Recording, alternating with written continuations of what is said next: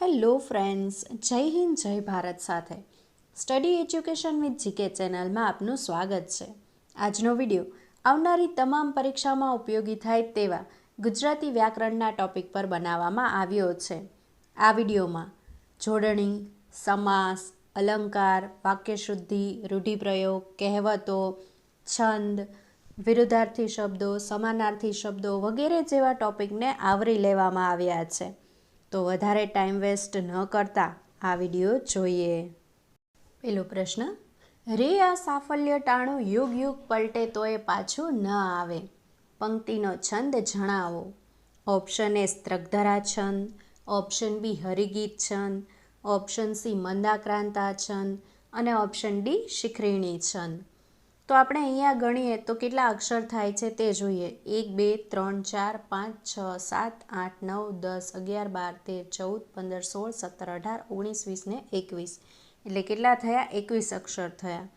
તો આપણે 21 અક્ષર પરથી કહી શકીએ કે આ કયો છંદ છે? સ્ત્રગધરા છંદ છે. અને એ રીતે પણ યાદ રાખી શકીએ કે સ્ત્રગધરામાં પાછળ રા છે અને 21 જોઈએ તો પણ આપને યાદ રહી જાય. તો આપણો જવાબ થશે ઓપ્શન એ. ત્યાર પછી, સુરત તુજ રડતી સુરત, પંક્તિનો અલંકાર જણાવો.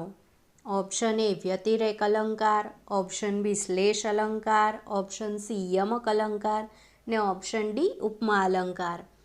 તો જે સુરત લખ્યું છે, આ સુરત એટલે શું થાય? કોઈ શહેર થાય. અને આ સુરત શું છે? તો કે દેખાવ અથવા ચહેરો છે. તો જ્યારે બે સમાન જેવા શબ્દો હોય પણ એનો અર્થ કેવો થતો હોય? અલગ અલગ થતો હોય. તો ત્યારે કયો અલંકાર હોય? શ્લેષ અલંકાર હોય. એટલે આપણો જવાબ થશે ઓપ્શન બી. ત્યાર પછી, તમારે માત્ર 10 વખત લખવાનું છે. વિધાનમાં માત્ર શું દર્શાવે છે? ઓપ્શન એ અનુગ, ઓપ્શન બી વિભક્તિ, ઓપ્શન સી નિપાત અને ઓપ્શન ડી પ્રત્યય.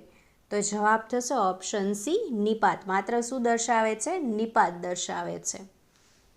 ત્યારબાદ, ઘણુંક ઘણું તોડવું, તું ફટકાર ઘા, ઓ ભુજા, પંક્તિનો છંદ જણાવો. ઓપ્શન એ પૃથ્વી, ઓપ્શન બી હરિગીત છંદ, ઓપ્શન સી મંદાક્રાંતા છંદ ને ઓપ્શન ડી શિખરીણી છંદ. તો અહીંયા આપણે અક્ષર જોઈએ તો શું છે?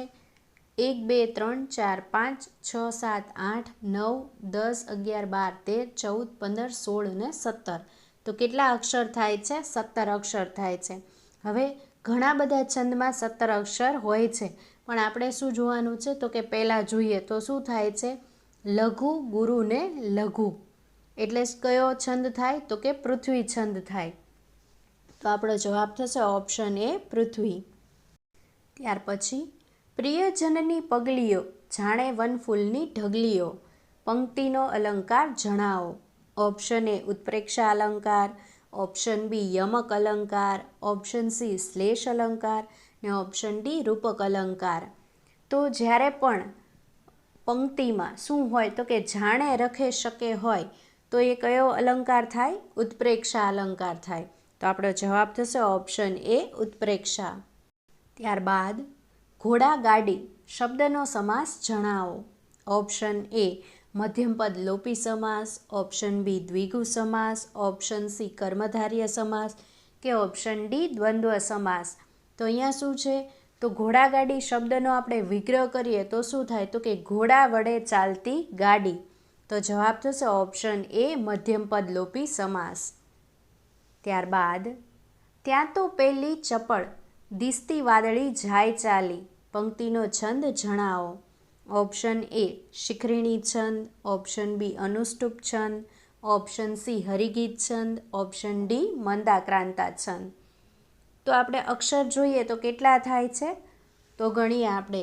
1 2 3 4 5 6 7 8 9 10 11 12 13 14 15 16 અને 17. તો કેટલા અક્ષર થાય છે? 17 અક્ષર થાય છે. હવે 17 અક્ષરના ઘણા બધા છંદ છે, તો આપણે કઈ રીતે જોશું?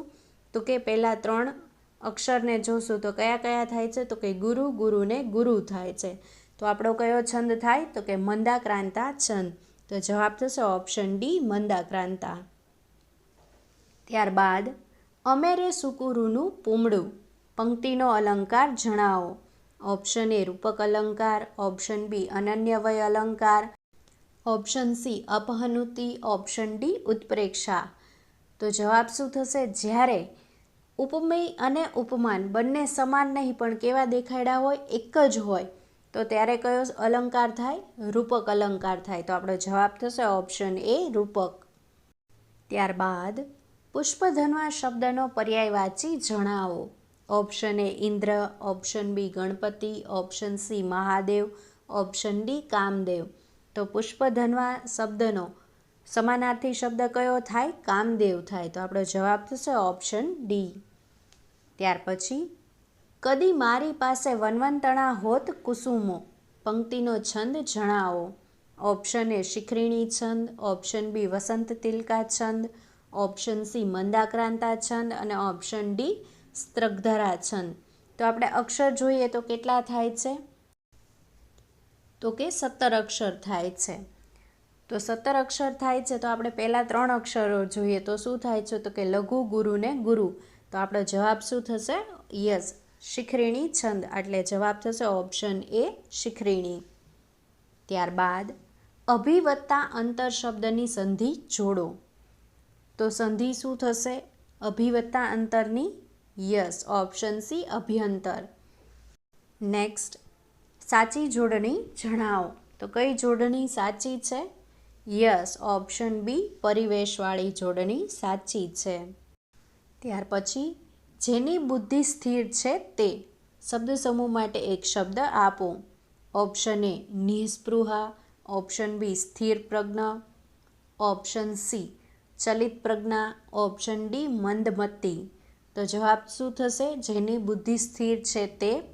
તો કે ઓપ્શન બી સ્થિર પ્રજ્ઞ. ત્યારબાદ બકાલુ શબ્દનો પર્યાયવાચી જણાવો. ઓપ્શન એ શાકભાજી, ઓપ્શન બી કરિયાણું, ઓપ્શન સી સામાન, ઓપ્શન ડી ઉકરડો.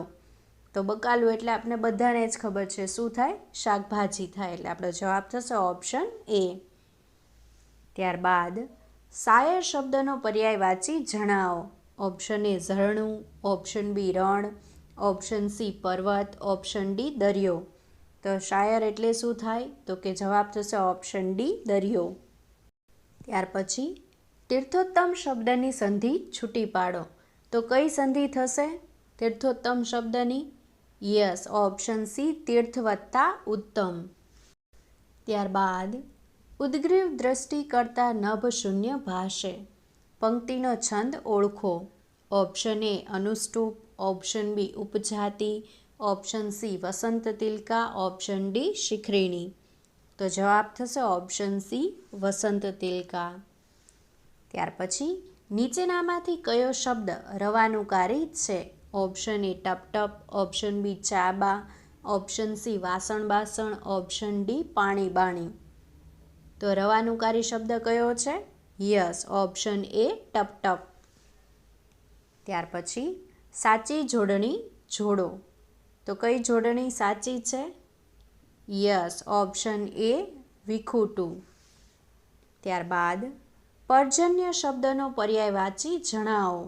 ઓપ્શન એ ધુમ્મસ, ઓપ્શન બી વાદળ, ઓપ્શન સી આકાશ, ઓપ્શન ડી વરસાદ. તો પર્જન્યનો સમાનાર્થી શબ્દ શું થાય? યસ, વરસાદ થાય. એટલે આપણો જવાબ થશે ઓપ્શન ડી વરસાદ. ત્યાર પછી નિષ્દિન શબ્દનો સમાસ જણાવો. ઓપ્શન એ કર્મધાર્ય, ઓપ્શન બી દ્વંદ્વ, ઓપ્શન સી બહુવ્રીહી અને ઓપ્શન ડી મધ્યમપદ લોપી સમાસ. તો કયો સમાસ થશે નિષ્દિન એટલે? યસ, ઓપ્શન બી દ્વંદ્વ સમાસ થશે. નેક્સ્ટ, કૌમુદી શબ્દનો પર્યાયવાચી જણાવો. ઓપ્શન એ કૂપળ, ઓપ્શન બી ચાંદની, ઓપ્શન સી રાત્રિ, ઓપ્શન ડી ડાળી. તો કૌમુદીનો સમાનાર્થી શબ્દ શું થાય? યસ, ઓપ્શન બી ચાંદની. ત્યાર પછી આતુર થવું માટે કયો રૂઢિપ્રયોગ યોગ્ય છે? ઓપ્શન એ તલપાપડ થઈ રહેવું, ઓપ્શન બી તાસીરો બોલી રહેવો, ઓપ્શન સી કળવળવી, ઓપ્શન ડી અછોવાના કરવા. તો આતુર થવું એટલે શું થાય? તો કે તલપાપડ થઈ રહેવું. એટલે જવાબ થશે ઓપ્શન એ. ત્યારબાદ સાચી જોડણી જણાવો. તો કઈ જોડણી સાચી છે? યસ, ઓપ્શન સી પરિતોષ. ત્યારબાદ અપ્સરા તો અપ્સરા જ ને, આ વિધાનમાં કયો અલંકાર છે? ઓપ્શન એ રૂપક અલંકાર, ઓપ્શન બી વ્યતિરેક અલંકાર, ઓપ્શન સી વ્યાજસ્તુતિ અલંકાર ને ઓપ્શન ડી અનન્યવય અલંકાર. તો અપ્સરા જ ને કયો અલંકાર થશે? જે માં તેમાં બીજા બધા વગડાના વા એ કયો અલંકાર થાય? અનન્યવય અલંકાર થાય. સેમ અપ્સરા તો અપ્સરા જ ને, તો એ કયો અલંકાર થાય? અનન્યવય અલંકાર થાય. એટલે જવાબ થશે ઓપ્શન ડી. ત્યારબાદ આર્જવ શબ્દનો પર્યાયવાચી જણાવો. ઓપ્શન એ કઠણ, ઓપ્શન બી મૃદુ, ઓપ્શન સી લીસું, ઓપ્શન ડી ખરબચડું. તો આર્જવનો સમાનાર્થી શબ્દ શું થાય? યસ, ઓપ્શન બી મૃદુ થાય. ત્યારબાદ વિના વાકે એવો મુજ હૃદયને ક્રોધ ન ઘટે. પંક્તિમાં કયો છંદ છે? ઓપ્શન એ શિખરીણી છંદ, ઓપ્શન બી પૃથ્વી છંદ, ઓપ્શન સી હરિગીત છંદ ને ઓપ્શન ડી ભુજંગી. તો આપણે અક્ષર ગણીએ તો કેટલા થાય છે? યસ, 17 અક્ષર થાય છે. અને પહેલાં 3 શબ્દો જોઈએ અક્ષરો તો કયા થાય છે? તો કે લઘુ, ગુરુ ને ગુરુ. તો આપણો જવાબ શું થશે? યસ, ઓપ્શન એ શિખરીણી છંદ થશે. ત્યાર પછી રીપુ શબ્દનો પર્યાયવાચી શબ્દ આપો. ઓપ્શન એ મિત્ર, ઓપ્શન બી સ્વજન, ઓપ્શન સી દુશ્મન ને ઓપ્શન ડી પિતા. તો રીપુ એટલે શું થાય?